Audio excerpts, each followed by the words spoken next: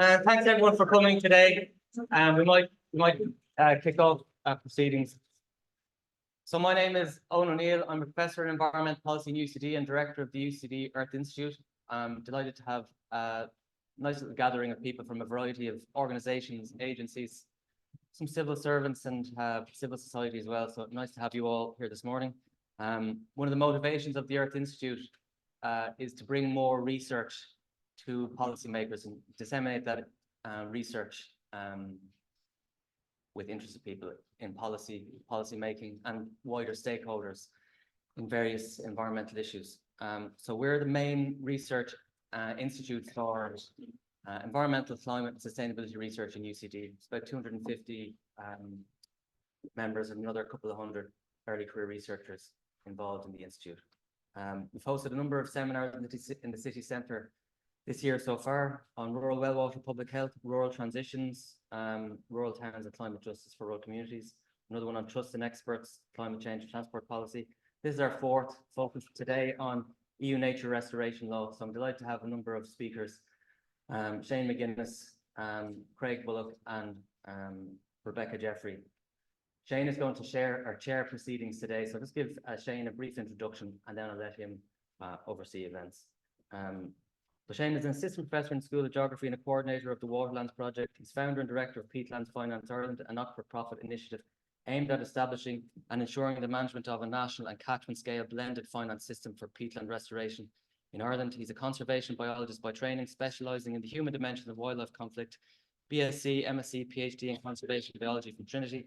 Previously worked at the Zoological Society of London, Dublin Zoo, and a postdoc in Trinity, University of Galway, and in policy and advocacy for Birdwatch Ireland.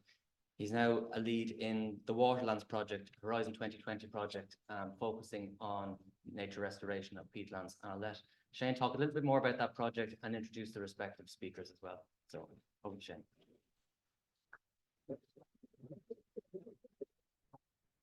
Lovely. Thanks, Al.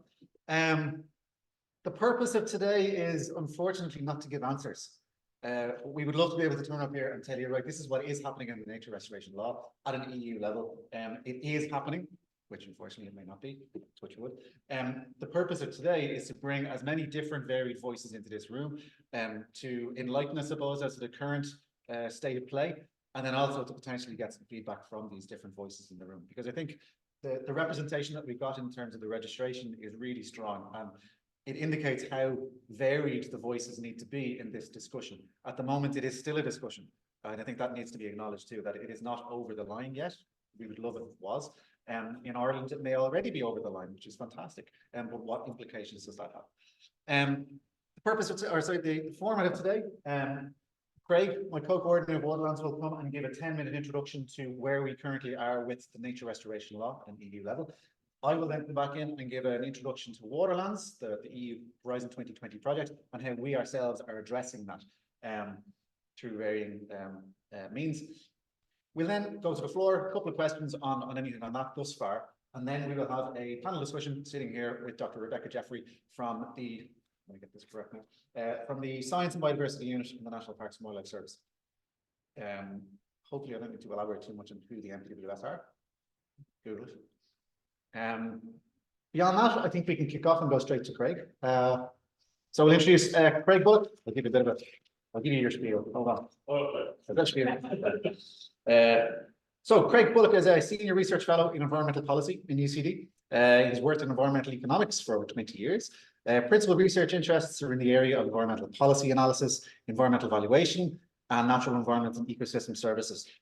Across the years, in addition to WaterLANDS, more recently, he's been involved in the ES Managed project, Eco Health, and the EU FP7 Operas project, looking at operationalizing ecosystem services, Eco Risk, looking at environmental liability, very prescient, and the ADAPT project, looking at decision-making for climate change. Over 100 research publications. Yeah, we'll go, it says it here. Really? Okay, so we'll introduce Craig Bullock.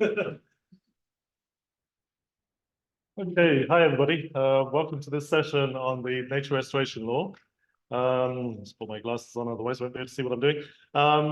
What I'd like to do now is just to provide an explanation as to why we need restoration and also to provide an update on the status of the nature restoration law as it is at the moment. So, and then that'll be followed by a presentation by Shane as well. So, oops, and here we go, problem number one.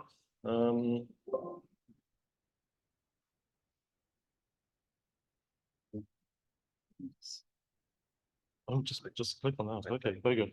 Okay, which Shane is going to give a short description of WaterLANDS later in this presentation, but briefly, WaterLANDS is an EU Horizon project, 5-year project finishing in 2026. It has 32 partners across Europe. It's coordinated by UCD, along with, we also have other Irish partners at the University of Galway, Wild Atlantic Nature, Life IP, and the Community Wetland Forum. And the objective is to demonstrate how we can upscale the restoration of wetlands in our particular case. So the question arises, why restore natural habitats and why upscale that restoration?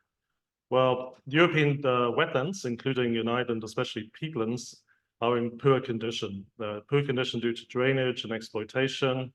And that similar situation applies to many other European natural environments. Restoring the natural environment will restore biodiversity, while upscaling that restoration will also help provide for connectivity between different habitats. In Ireland, we have one of the most sort of fragmented natural habitats across Europe. Restoration, perhaps in comparison with conservation, I think is also very motivational. You know, it's something that motivates people. So it's very good for public engagement from that point of view, and that's why our project contains quite a lot of work packages or work elements on public engagement. And the natural environment provides benefits to human beings, but these are proportionately dependent on the scale of that restoration. So the restoration is sizable enough, it can provide what we call nature-based solutions to common infrastructural challenges. You know, for instance, how to deal with how to deal with flood mitigation, how to deal with water supply, etc. We'll go on to that briefly later on. It also provides for ecosystem-based adaptation to climate change. This were a few pictures as well, just to remind you what biodiversity is. So in 2020, the European Environment Agency published a report on the state of Europe's natural environment. It found that 81% of Europe's habitats are in poor or bad condition. Only about 15% are actually in good status. Only 1/4 of Europe's species are in good conservation status. And the situation is especially bad for grasslands, for bogs, for fens, dunes, and wetlands, all habitats that we have in Ireland. And the situation means that we're also failing to achieve European and international commitments to biodiversity. That situation is replicated in Ireland, where 85% of our habitats are in unfavorable or poor or bad condition. And 40% of those habitats are still declining. And you can see that in terms of the loss of what little native woodland we have left, you know, much of which is infested by rhododendron, is very costly to remove or impossible to remove. The loss of the freshwater pearl mussel, which was found across Ireland, but is now sort of almost been driven to extinction by eutrophication of watercourses.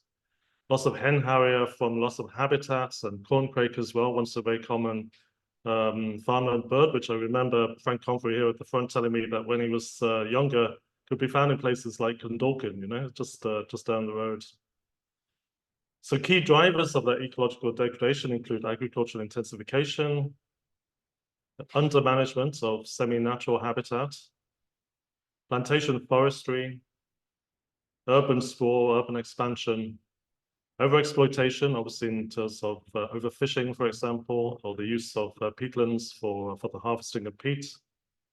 Invasive alien species and the diseases they bring with them. You've probably heard about the impacts, the very severe impacts of the crayfish plague in Ireland, the zebra mussel, which I think is found pretty much in most water bodies now in Ireland, unfortunately. Aquatic weed like Glagorocyphum and ash dieback, you know, which threatens most characteristic tree of our countryside. And of course, also climate change as well.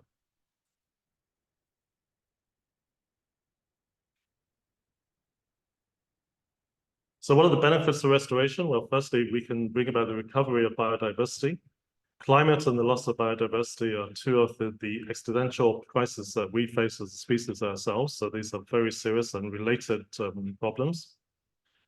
But also because these natural ecosystems provide benefits to ourselves as well, ecosystem service benefits. So wetlands are very important for carbon storage and carbon sequestration.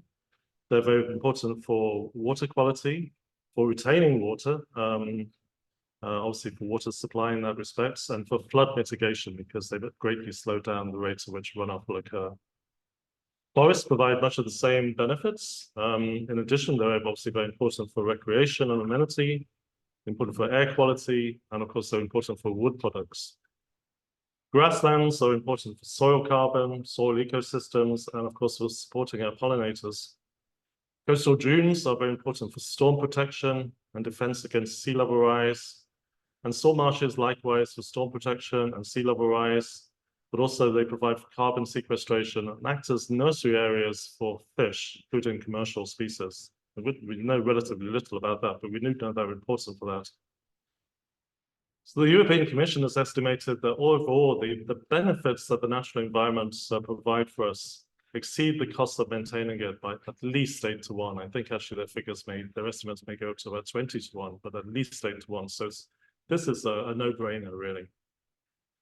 The restoration is often more cost-effective than artificial alternatives. So in terms of mitigating or adapting to climate change, restoration of natural habitats can allow us to do that more cheaply than many of the other alternatives. Certainly things like atmospheric carbon removals, which you may have read about in the media. It provides for an alternative to artificial water purification, at least to a degree. It avoids the need for dam construction in many cases, and for artificial flood and storm protection or expensive infrastructure investments. And it's especially important in the context of climate change mitigation, given what the risks that we face in sea level rise, from storms and from flooding.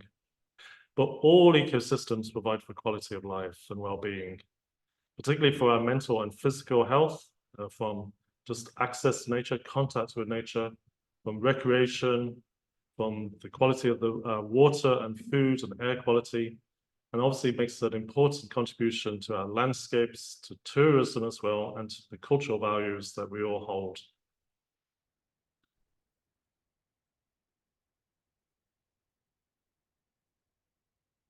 So getting on to the nature restoration law, it's worth noting that currently 18% of our land area is protected and as Natura sites and the Habitats Directive, so we already have a high degree of protection.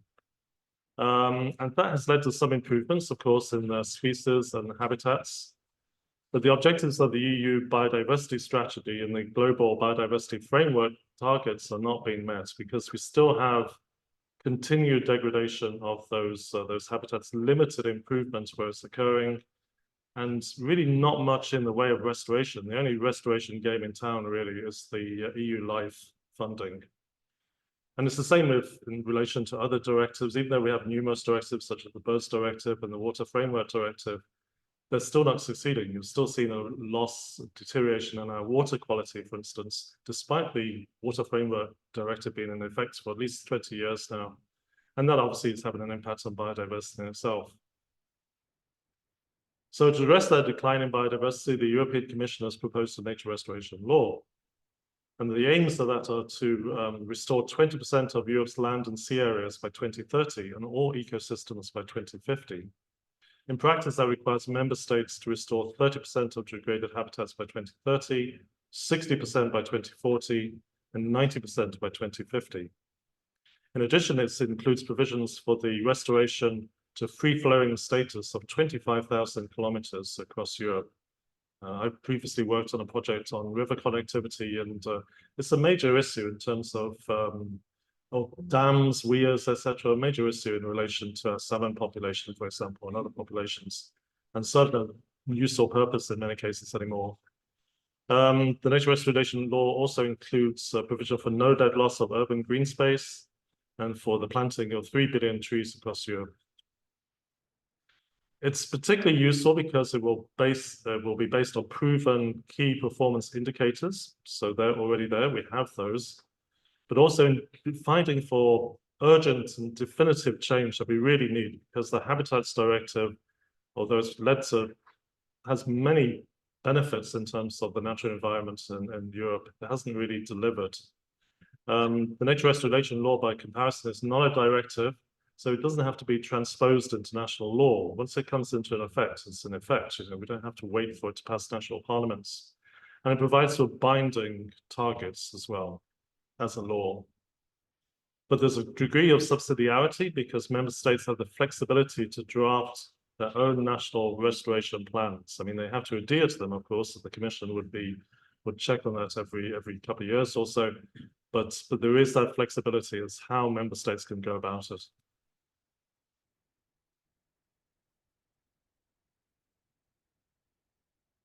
So the status of the nature restoration law at the moment. This was approved by the trilogue of the European Council, the European Commission and the Parliament in November of 2023. It then went to a parliamentary vote back in February of this year, when a good degree of concessions had to be made to actually win over the majority of the Parliament, but that passed in February of 2024. But normally that's followed by a council vote, and normally we expect that to be approved. But in this particular case, the council vote in April of this year was withdrawn when it became apparent that the nature restoration law wouldn't pass, that it wouldn't have the approval of the majority of the European population represented by the member states. Member states who are opposed to the nature restoration law include Sweden, Finland, Netherlands, Italy, Belgium, Austria, and Poland. So quite a few countries there.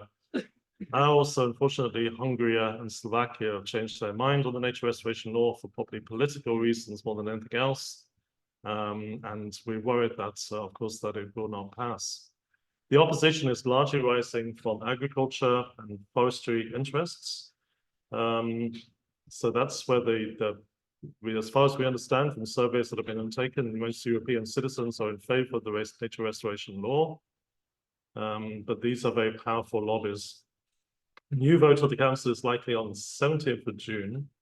But of course, before then, as you're all aware, we have parliamentary elections, and we are all expecting those, I suppose, to return more populist and more right-wing policies. And the agricultural lobby will be a large element in that. We in WaterLANDS, we believe that agriculture is a false sticking point. Agriculture really should be on the side of the nature restoration law, not opposed to it. There's a compromise text that was agreed by the Parliament back in February, allowed for reduce the ambition for peatland restoration.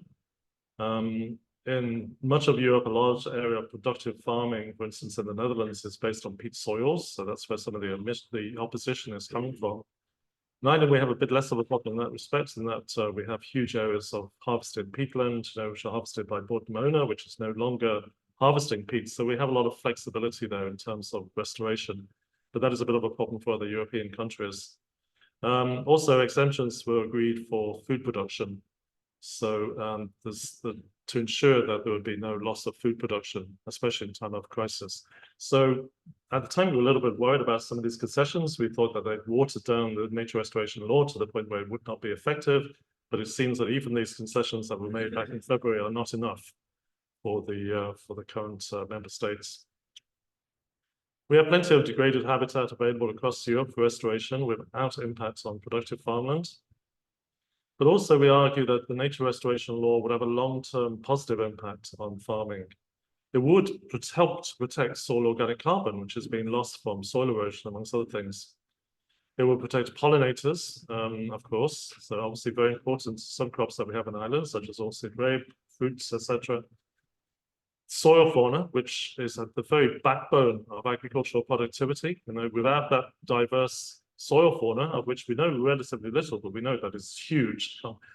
You know, you probably heard that thing about the teaspoon of soil contains 500 billion organisms. You know, that is all essential for agricultural productivity, and that's part of biodiversity too, of course.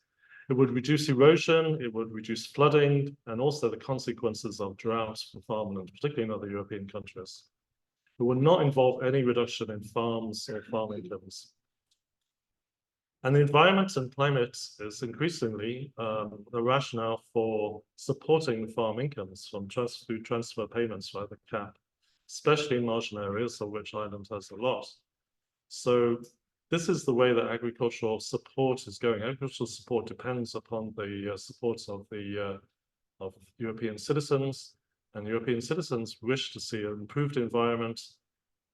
We don't see any loss of agricultural productivity or farm livelihoods as a result of the nature restoration law. Quite the opposite. In fact, it's going to be a boom for many farmers, particularly in Ireland. So I'll leave it there. And Shane, I think you're going to go on and discuss more about waterlands and the role of waterlands. Thanks.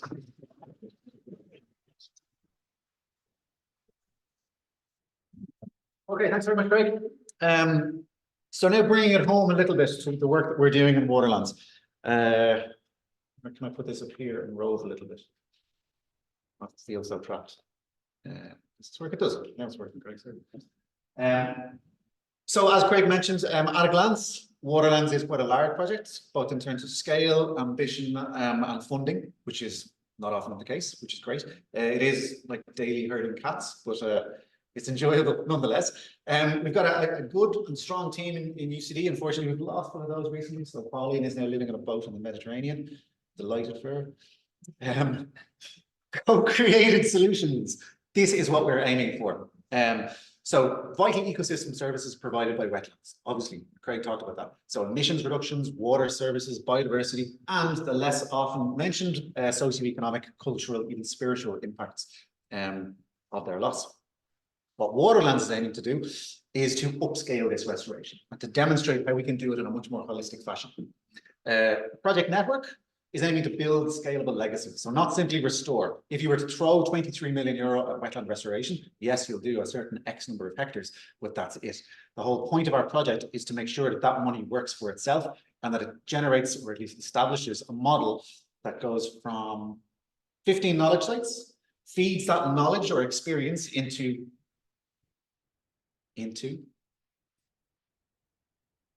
6 action sites. It's actually very, very slow.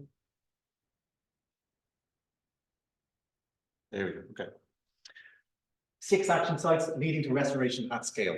As you can see, the geographic distribution is quite large, and also the nature of those wetlands is quite varied. It's not simply just peatlands. It's also not just coastal wetlands. It's not simply karst wetlands, for example, in Bulgaria.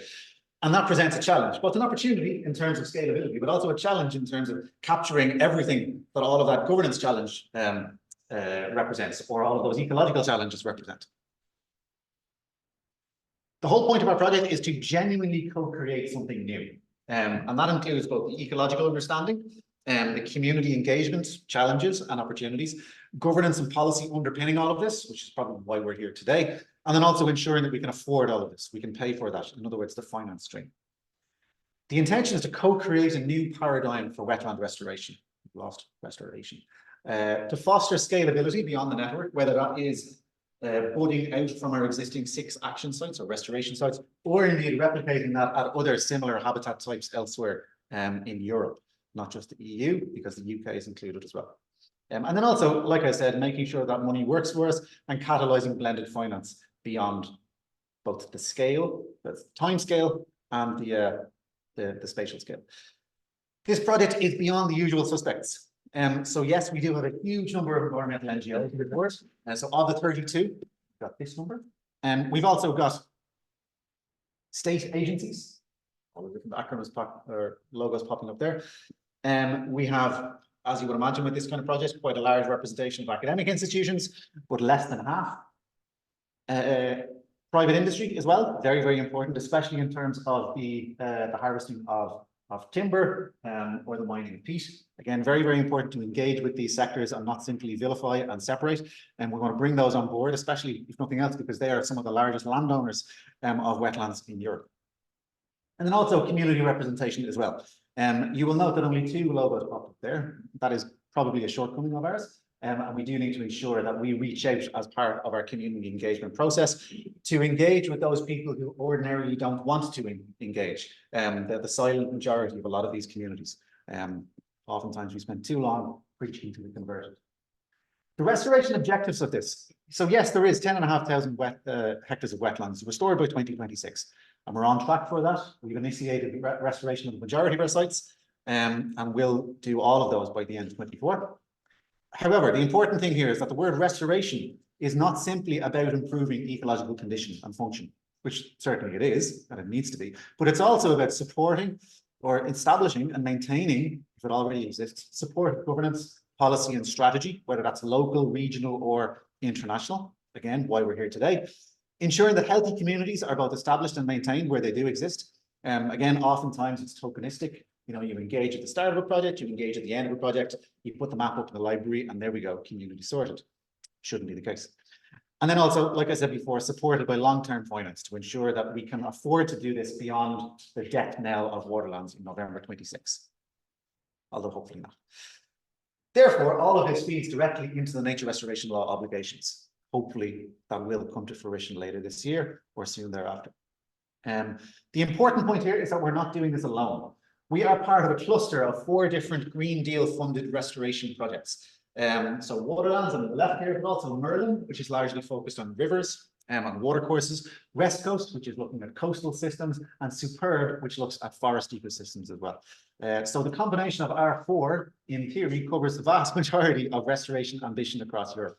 You can see that it includes over 150 partners, over 80 million euro in funding, and quite a long duration in terms of these projects traditionally. The idea being to amplify nature restoration. So that's the big buzzword of those 4 projects, not simply to do restoration, but to ensure that it gets bigger and does things in a different way. So business as usual is not working, or is too expensive, or is too slow. We're trying to do something a little bit different. In other words, transformational change, ensuring that we are changing how we do these things, building it a little bit more resiliently than in the past, and providing a legacy, I suppose, if nothing else.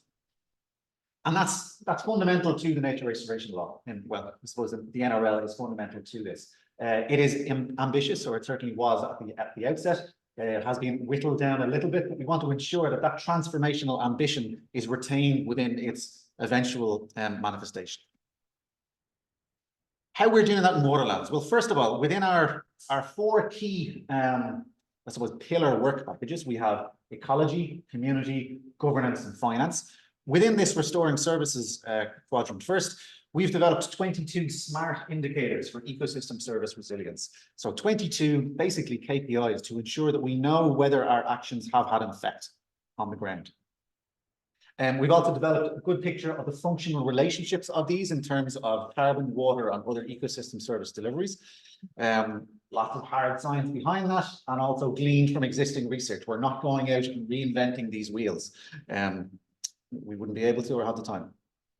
In terms of engaging communities, we've been exploring how best to engage with a very, very divergent set of stakeholders at our sites. And you can imagine that it is very divergent with lots of different worldviews and vested interests. So we've been going through, or we are now going through, a participatory multi-criteria analysis process at some of our sites. We're also looking at more traditional cost-benefit analyses at our sites, and cost effectiveness at some of those sites as well. So that's kind of Craig's wheelhouse, and we're seeing some really good responses to that.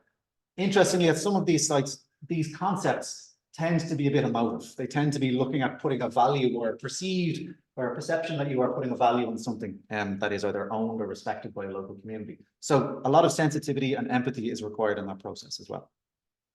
In terms of aligning governance, we have engaged with our existing knowledge sites to identify existing supportive governance at our sites, and then also proposing theoretical frameworks that work best for wetlands. And again, the NRL is absolutely fundamental to that, because we need to understand how this works at a site-specific level, because the NRL is very broad brush, and it is, I suppose, in a way quite thin in order to get it over the line with our member states. But nationally, in terms of our national restoration plans and how they are adapted locally, will be so important to understand in terms of existing stuff, but also what the response might be to something that is proposed. The other thing we have developed is ensuring that we have collective influence, but also a singular focused message when it's being delivered to the European Commission or to wider stakeholder groups like this. So we've now got a WaterLANDS policy process, which ensures that we collectivize our messaging. So our 32 partners, who are sometimes quite lobbyist in nature. So there's a lot of environmental NGOs out there who would push very strongly. There's also a huge number of academic institutions in there who have that understanding, but need to remain more objective. So we need to be cautious in terms of what we can say and ensure that it is driven by, science. That it is fact-based, objective observations. Whoever's in line, if you wouldn't mind muting there, thank you. In terms of mobilizing finance, our fourth pillar, acknowledgement, first of all, that ambitious restoration is expensive, that it does cost money, that we don't live in this socialist utopia yet where it's all funded by government. We will need to fund this elsewhere, or certainly supplement that ambition with external funding. So we are developing blended finance structures at various sites. At least 3 of these now have emergent mechanisms. So, for example, in Ireland, we've developed a Peatland Finance Ireland system. It's a multi-sectoral partnership, and that's now in place. We've also developed the Peatland standard for Ireland, which is again in draft format. We're internally reviewing that at the moment. Initial philanthropic funding is, as you would imagine, quite interested in this. We need to be cautious about perceived priority access to any kind of system. It does need to be embedded in national policy, which gives that legitimacy both nationally and then also internationally. And then also ensuring that we bundle these ecosystem services, that we're not simply valuing or offering or accrediting just water, just carbon, just biodiversity, because the sum of the parts here is much, much greater. And we need to ensure that it is more holistic and that it is delivered at a landscape level. How we are specifically supporting the LRL. So more recently, we have produced a paper in Science, which was published in January 24. Got a picture of it here. Come on. Sorry, I'll just get the photo. My animations are screwed up. We also had our vote in February 24. We were quite instrumental in encouraging or providing objective information to our MEPs. So all of our various partners across Europe were tasked with making contact with our MEPs. Now, obviously, in other jurisdictions, let's say Germany or others, they have a much larger number of MEPs. In Ireland, we have 12 or 13 at present. I was there at 8:30 that morning, emailing our MEPs, ensuring that they vote with their conscience, that they don't necessarily, or they at least scrutinise what was at the time an attempt to mandate rejection through the EPP group in the European Commission or Parliament. Interestingly enough, of those emails that I sent, I received 6 direct responses from MEPs immediately saying, yes, we will be supporting this. 4 of those emails were directly from those MEPs themselves, not by assistants. So that shows the important position that Ireland has in terms of that connectivity, but also as a leadership voice at European level. And you saw that more recently with Eamon Ryan and others making those speeches and providing that leadership. Now, you can only take the horse to water, but we can still try. WaterLANDS continues to provide that objective scientific opinion. So occasionally we are approached by politicians to provide this objective information. We often frame it in the benefits of ecosystem services, just like Craig has just there.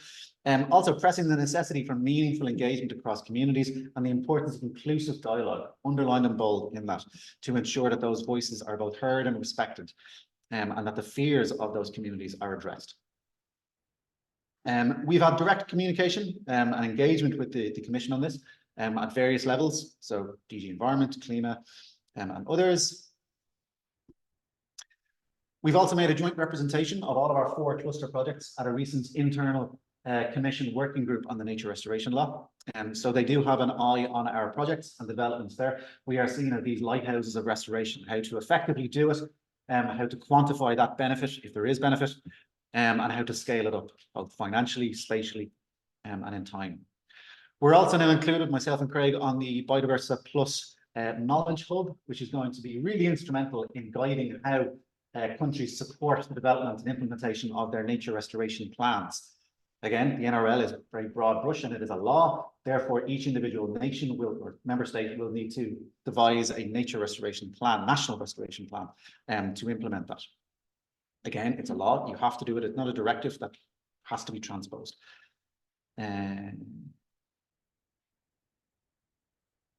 Okay, and engaging with the outliers. So this is one of the last slides here. Like Craig said, there's a couple of priority countries here, and we have been actively engaging with some of these. So Poland, Hungary, and Belgium, the presumption there is that their inclusion is because of the current presidency, and if you look at the existing, very slow. If you look at the existing presidency representations, you can see potentially why that is the case. So Slovakia now opposes this, despite supporting it in November of last year. WaterLANDS does have that collective weight. So we have 32 partners, many of them very, very highly connected at Brussels and at local national level. And like I said, it's now a formal WaterLANDS policy through that process, one of which is to engage with Polish decision makers, so that we've now got environmental NGO connectivity within Poland, and we have made a collective decision to provide that objective opinion, to encourage the objective thought on this decision, which at the moment has been extremely political over there. And that's one example. That is the end of this. I might stop now and invite our panelists up here first for a conversation, and then we can take questions on this, and then we can move forward with our discussion. Okay, thank you.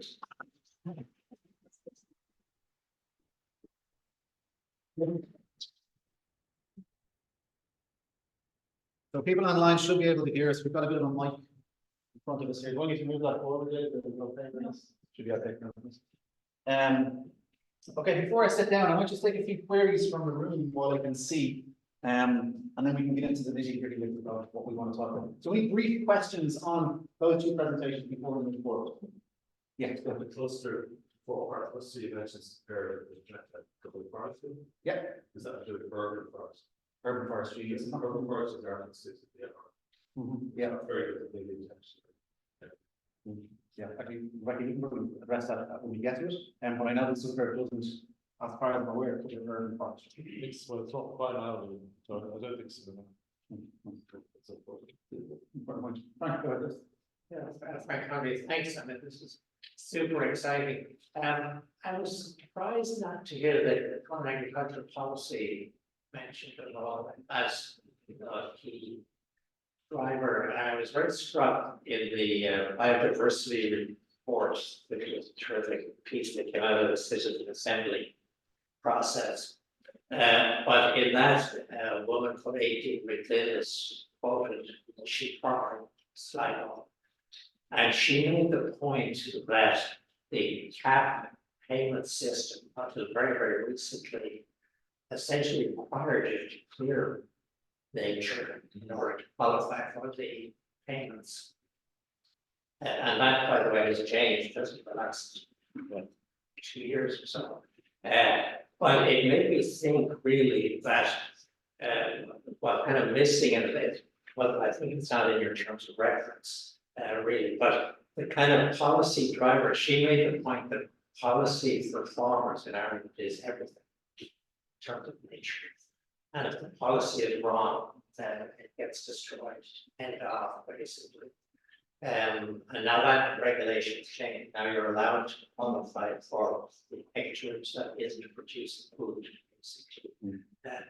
But that's the underlying driver that's driven the failure of European policy. That one simple requirement to them in the system.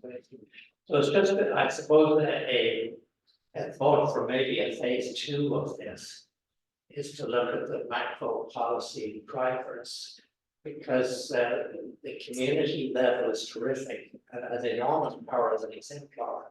But if the policy incentives are pushing in the opposite direction, failure is inevitable. So it's just a thought for phase 2. Yeah, and if you are willing to fund phase 2. I will advocate for it. Craig, do you want to respond to that briefly? Yeah, sorry, we didn't mention the common agricultural policy as such, but you're quite right about all those things. And okay, the common agricultural policy is changing a little bit, and those payments are no longer dependent on clearance of natural habitats, which is a terrible thing. It's amazing that it happened so recently. Title, I think, is changing farmer attitudes, and obviously that's going to take a good while. They're very responsive to policy, you'll find right there. And changing that whole mindset to one which is more sustainability focused is going to take a long time. Within the WaterLANDS Project, we have an action site up in the northwest where we are testing a resource-based payment scheme whereby farmers are paid in relation to their ability to restore some of the peatland areas up there. It's based upon the vegetation that's there. And that, in practice, means raising the water table somewhat, but it's not to the extent that it precludes farming. It still allows for farming to occur. So through mechanisms like that, incentive-based mechanisms like that reward farmers for achieving a certain outcome, but by them themselves having the flexibility to choose how they go about that, we're hoping to demonstrate that this restoration can be a positive thing for farming, particularly in marginal areas. Thank you. Any other brief comments on just these presentations, and then we can get into the interview points? Thanks very much for both presentations. I suppose I'm here from the farming perspective. So I suppose I agree policy is one driver, which you just mentioned there. The locally led schemes have been hugely successful. I think there's a number of concerns there. But a lot of it is a knowledge deficit among farmers, and when you engage with them locally, they will adapt and they will change, and the incentives are huge. I do have a concern to say that the statement that there's going to be no reduction in productivity or income. I'm not sure that I'd like to see if that's the reality for farmers on the ground that they've seen maybe those statements made before and that hasn't come true. So there's a huge concern here about that reduction.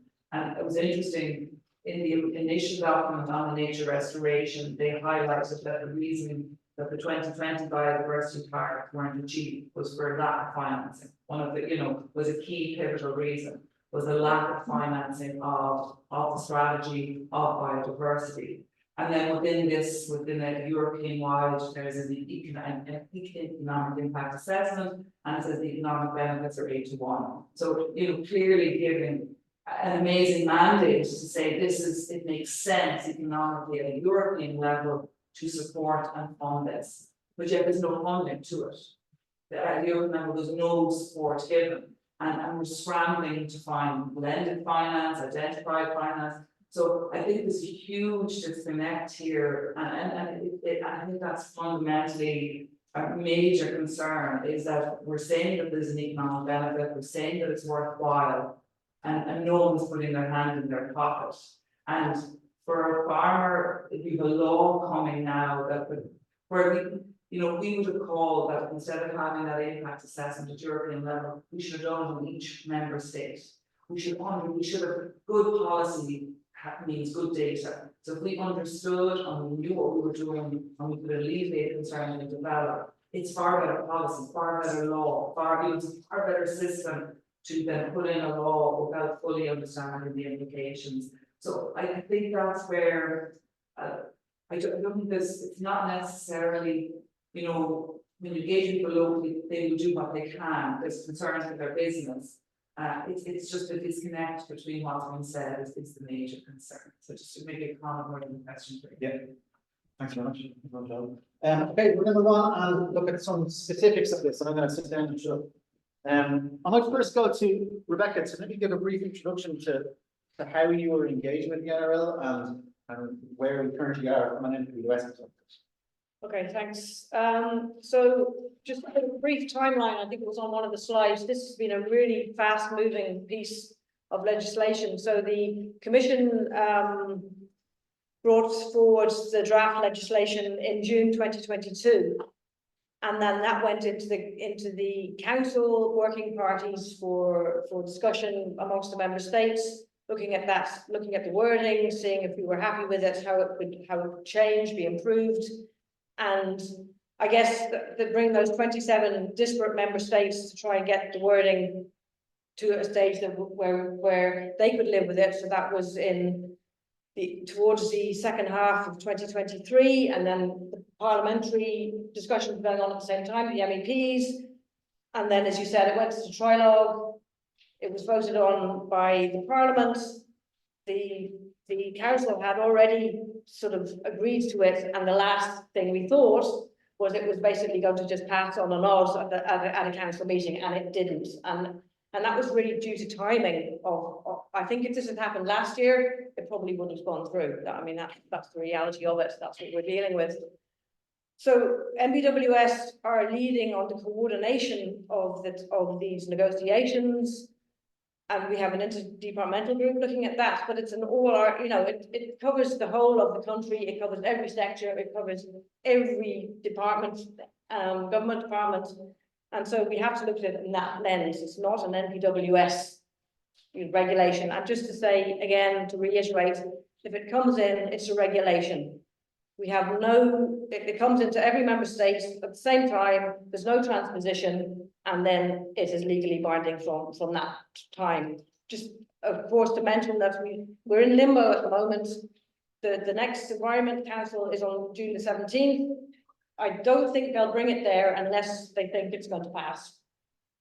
But we do still have until the end of June, it can go to any council to be passed if presidency thinks it's got a chance of passing. So we've got to the end of June. If it doesn't pass at the end of June, then it falls, and then I think the Commission feel it's back to the drawing boards to whether they go back again with the same sort of text or whether they just start again.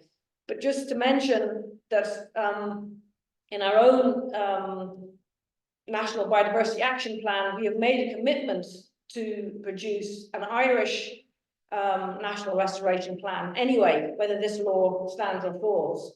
So that, and the shape of that, if the law falls, we haven't really discussed that yet, but just to say that we have that commitment, which hopefully will be a positive thing for Ireland and for actually implementing what we need to do anyway, for the Habitats Directive, the Birds Directive, the Marine Strategy Framework Directive, and the Water Framework Directive. Okay, that's really, really interesting. Is it qualified majority decision? Or Yes. unanimity? Yes, we need one more country to flip. Okay. That's where we're at. One query I had on that was, and we spoke with this with Zoom yesterday, around this new proposed National Restoration Plan. Fantastic that we've committed to it in the NBAP, the National Biodiversity Action Plan. How do you think that aligns with if the NRL doesn't come through? Does conversely it free us to do above and beyond? I think, well, from an MP, I'm an ecologist in in NPWS, so from a sort of a personal point of view, I think it gives us much more freedom to be more flexible. I think the way the NRL currently frames the National Restoration Plan, it does provide for quite a lot of flexibility, but I think if we're, should we say, going alone, and if the law falls, then we can become more targeted in some articles and less targeted in others. I think it will potentially give us a lot more freedom to be more ambitious where we can be, but else other places maybe where it's not so important, we can maybe pick and choose a bit what targets we go with. Because we actually talked about urban forestry there the other day, about the area of extent, I think, as opposed to something else. Yeah. So currently in the urban ecosystem article in the NRL text, it's just talking about net national area of urban green space and urban tree cover. We think we could be much more quality focused on that, and that's actually when we were doing the negotiations on the actual text, we were lobbying in Ireland for a much more qualitative approach rather than this rather broad kind of area-based targets, but that did not get through. So you know, compromise text. So that is something we could look at if we decide in our own plan to go down that route. Great, you want to add to that? No, nothing to add to that. That's something you put that very well there. Right.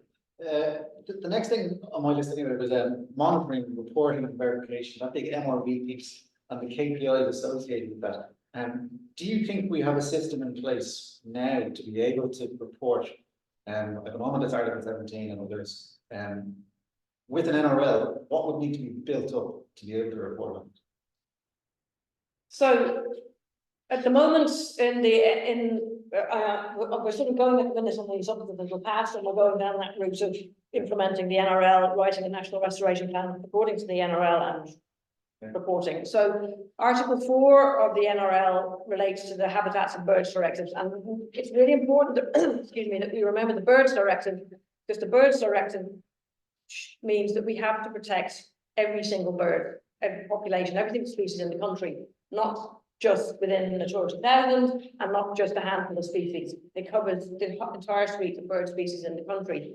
So if we look at the targets relating to species, we have to, any species that isn't currently in good conservation condition, we have to make sure that there's adequate habitats in good condition across the country, not just in Natura 2000. So that's brings us, you know, a lot further than just looking at Natura 2000 and Annex 1 habitats. So that's, people should remember that. So as you said, we have to report every 6 years on the habitats listed in the Habitats Directive and all the species listed in the Habitats Directive, not just those for which we have special areas of conservation. So there's a big list of species there. And I should also say, we're talking about marine. We're not just talking about on land, and that's another important thing we need to talk about. We need to think about the real map of Ireland, as the Marine Institute call it.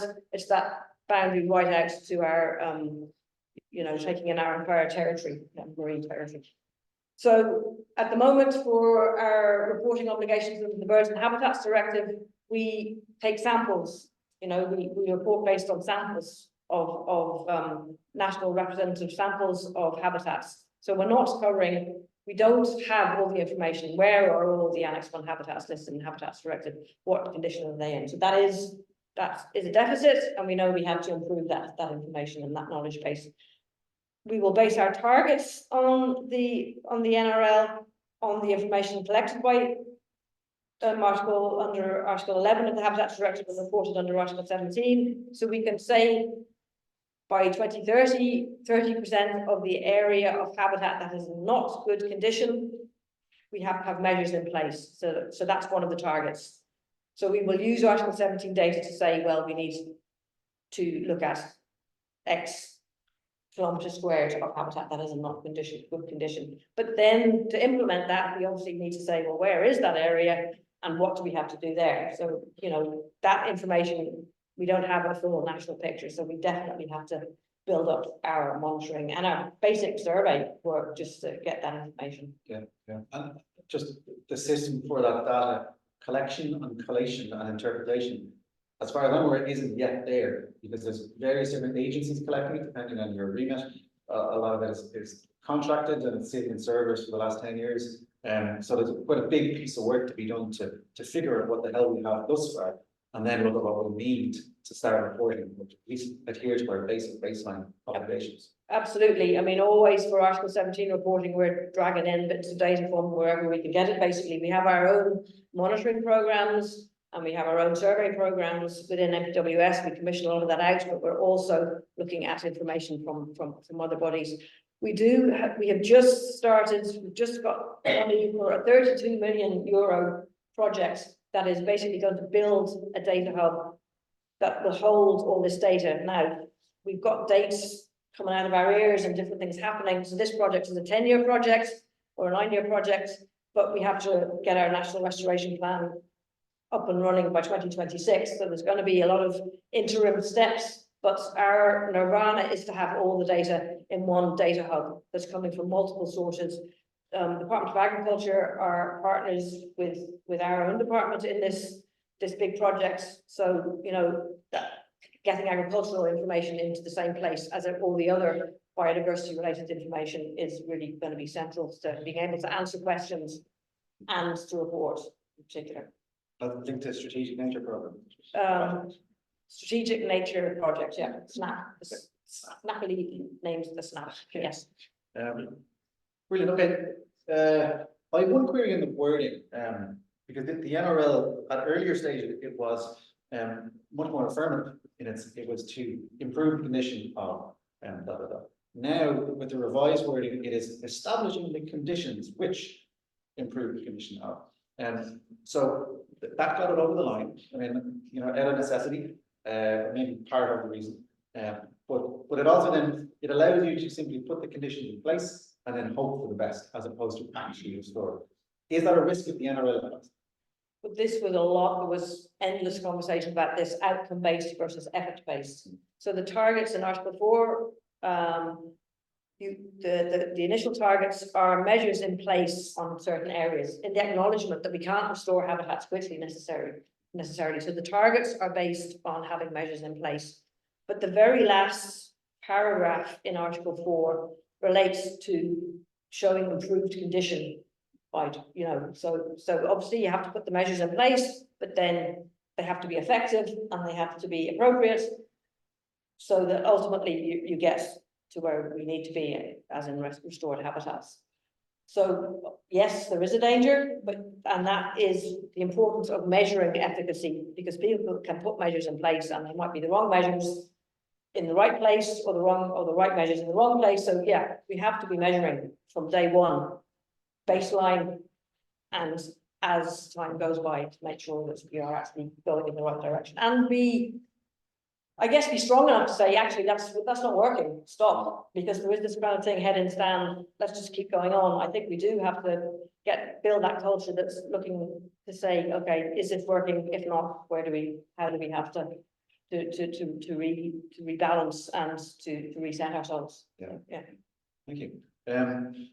Okay, moving on to how we, well, sorry, it just relates to how we finance this, but it's also direct relations to the NRL in that, in terms of identifying this blended finance or non-state, non-EC sources of funding. One method is to go out to the market, to go out to the voluntary market in particular, and that requires additionality to be built into this, meaning that it needs to go above and beyond what is already funded or what is already legally obliged to be done. So I've heard a couple of people mention this, that the introduction of the NRL and the legal obligation associated with that, and that it is absolutely mandated, that might then bring into question the additionality opportunity of some of these areas. And opening it to both of you to respond to that, is that also a risk in that if it is legally mandated, are we then removing the opportunity for broader scale investment?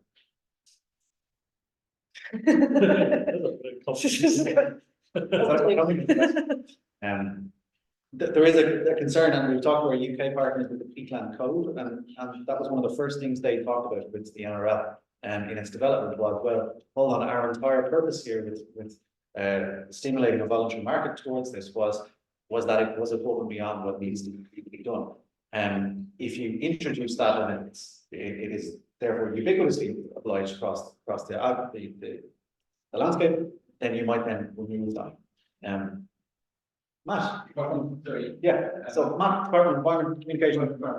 I suppose my thought on that would be that the mandatory element of the NRL applies to the states, like the state that's the only subject of the legal requirement there. And then, as I was saying, it's up to the state to develop a plan that will reach the targets that it's mandatory required to achieve.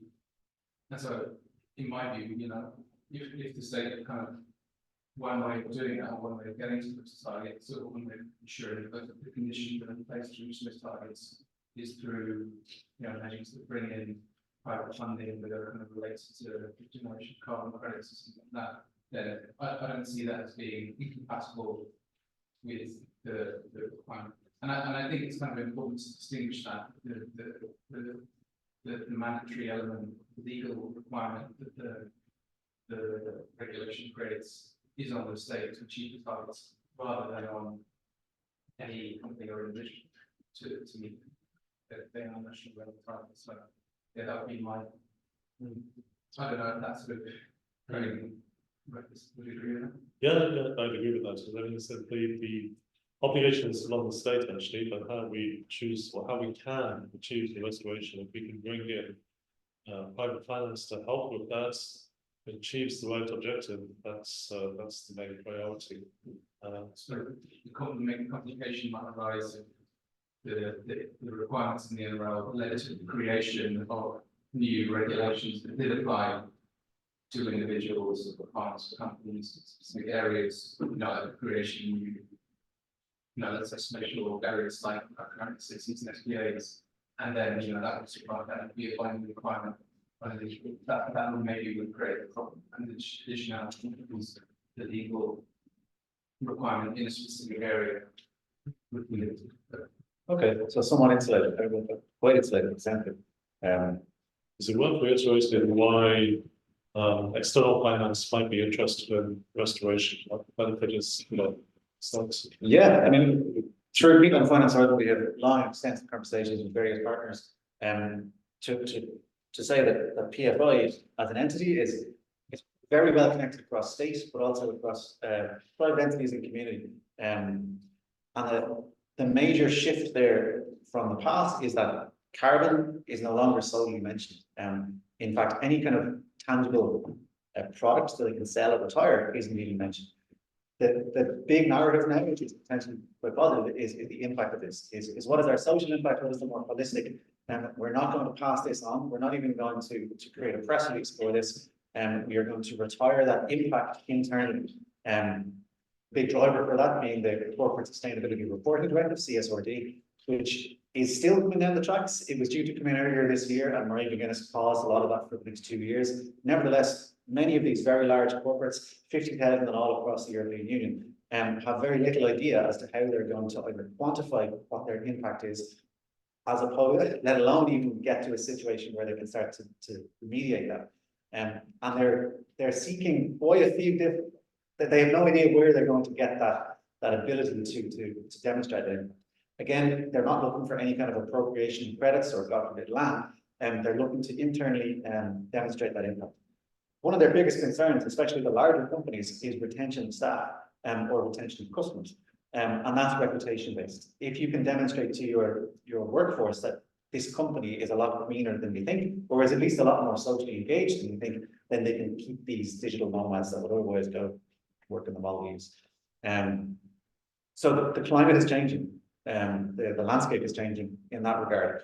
And with a lot more engagement, I think we can narrow that gap a little bit, because at the moment the word landed finance is justified and quite scary, especially if you are working the land or have an interest in that.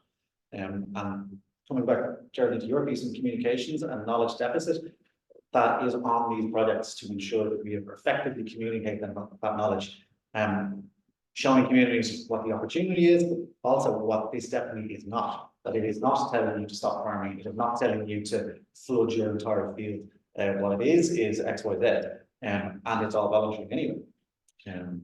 Yeah. Okay. There's an election coming up, both in Ireland and elsewhere. But even in Ireland, what do you think is the expected impact on this? Is there going to be maintained support for all of this, or is it going to change massively? I think amongst our politicians, Yeah. well, the government have supported the NRL all the way through. I mean, as one of you mentioned, Damon Ryan's recent letter. So I don't, at this point in time, I don't think it's going to change. But I don't know locally on the ground what the mood music is.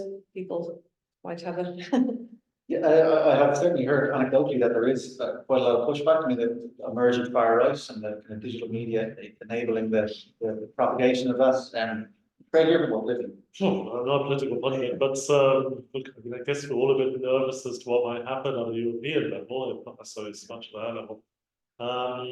Obviously, the right-wing parties are seemingly on the rise in Eastern Europe, in the member states, and Hungary, Slovakia, Poland, I suppose. So that's all a bit of a worry in terms of pushing the food restoration at all. Netherlands, which we've always assumed was a liberal country, has now got a far right element within the national government. So, yeah, what happens at a European level is that makes us all a bit anxious, and maybe reinforces the need to communicate what the nature restoration is, what nature restoration is, and what it is not, and that it is supported by the majority of European citizens whenever polls are undertaken, and there are ultimately benefits for the farming community, particularly with those in Eastern Europe. But of course, they have to ensure that they see those awards, that they see those benefits. That's really very important. But so anyone's guess what's going to happen? I'm not sorry. That is I don't know what the audience thinks. It's that it is anyone's guess, unfortunately. I might get a few of those guesses. So I'm gonna open it up to the floor a little bit more. So I've gone through my 5 lists. Just to be aware that in the room today, we have representatives from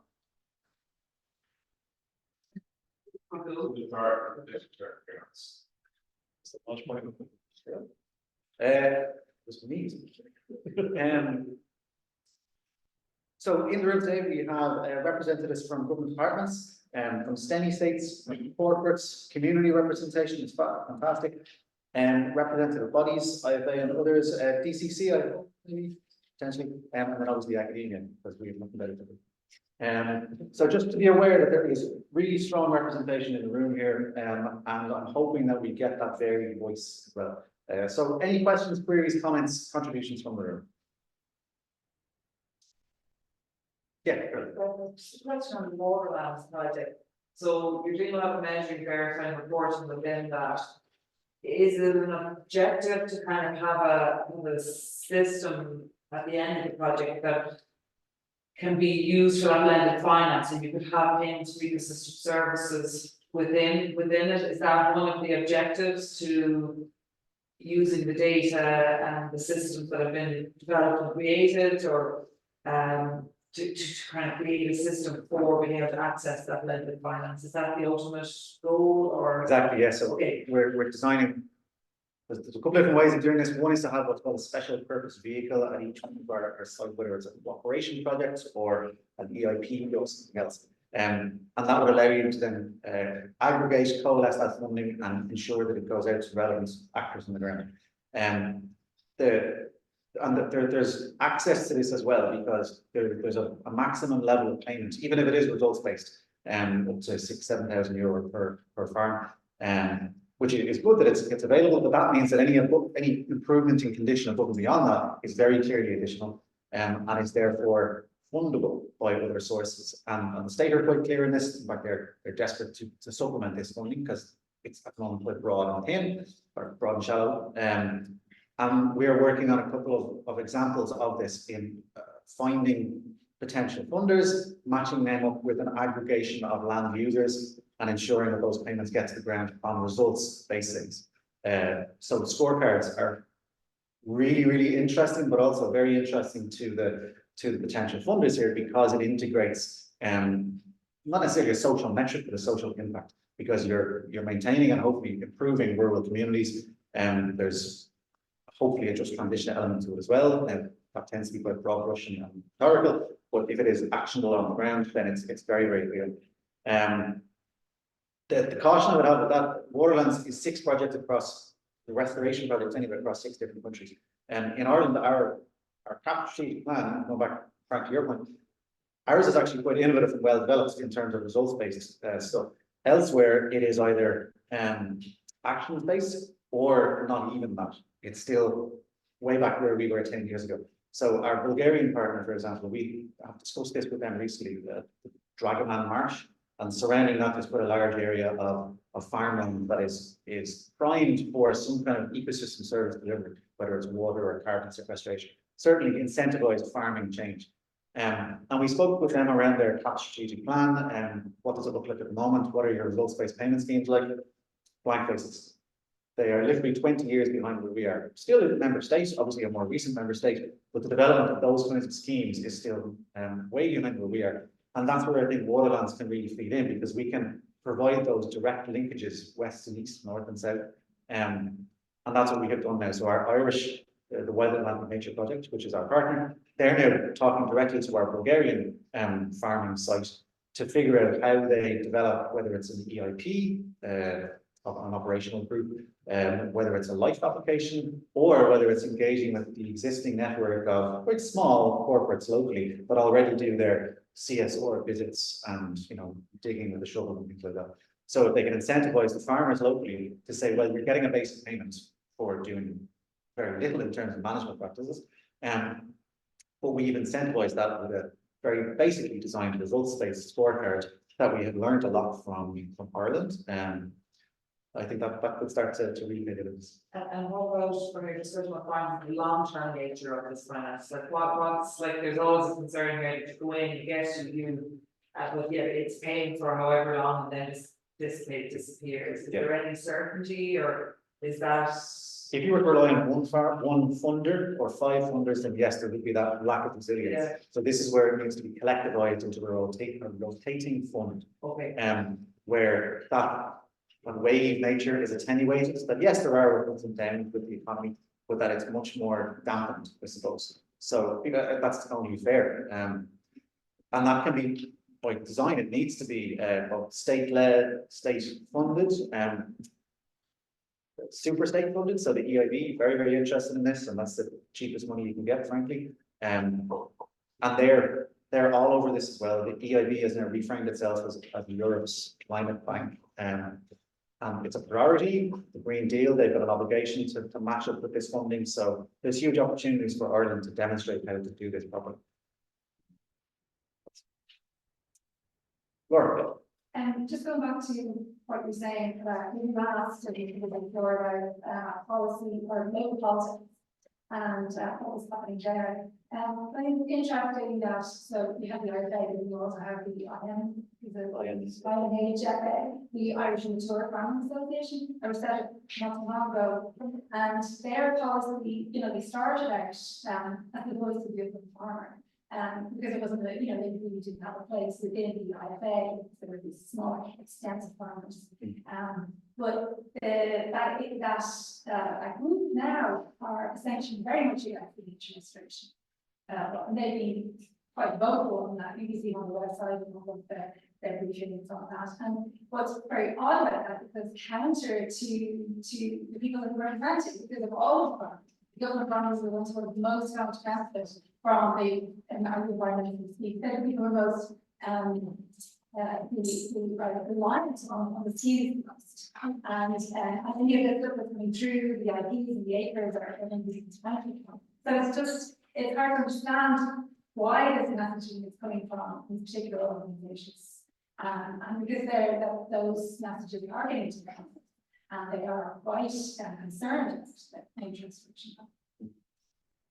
It's very important, and that again comes back to that knowledge deficit, ensuring that we are respectfully engaged and acknowledging the fears and concerns, and not simply dismissing it as backward or old-fashioned or rural versus urban, or something unhelpful like that. I might go one more comment from the audience, and we do unfortunately to wrap because it's 1:45. Right down at the back, that's okay. Yeah, go ahead. Can I just ask you? Name. Many supporters getting with the obstacle before. Thank you. You mentioned 22 smart indicators that you're using and as API for the restoration. Is there anyone who can see that list or see the indicators and what you're using? Yeah, well, you can see that. So it's a public deliverable, and it is out there now. And the caution there is that it is wetland specific, and that's our project. But with our 3 other partner projects, we are attempting to coalesce the indicators across the different habitats. As challenging as you can imagine that is, given that we are somewhat disparate in the way of doing things.